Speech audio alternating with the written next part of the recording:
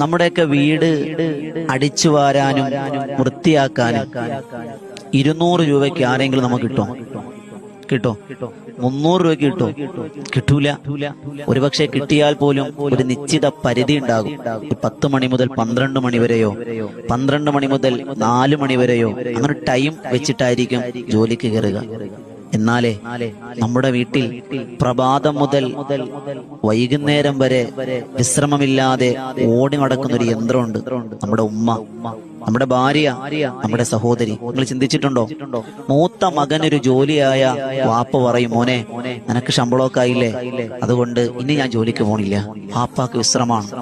മക്കൾക്ക് ജോലിയായാലും ജോലി ആയില്ലെങ്കിലും ഉമ്മാക്ക് വിശ്രമമില്ലാന്നേ, ഭാര്യയ്ക്ക് വിശ്രമമില്ലാന്നേ. അതുകൊണ്ട് നമ്മുടെ ഉമ്മമാരെ, ഭാര്യമാരെ, സഹോദരിമാരെ പരിഗണിച്ച് സ്നേഹിച്ച് നമുക്ക് അവരുടെ മഹത്വം നമ്മൾ മനസ്സിലാക്കാം.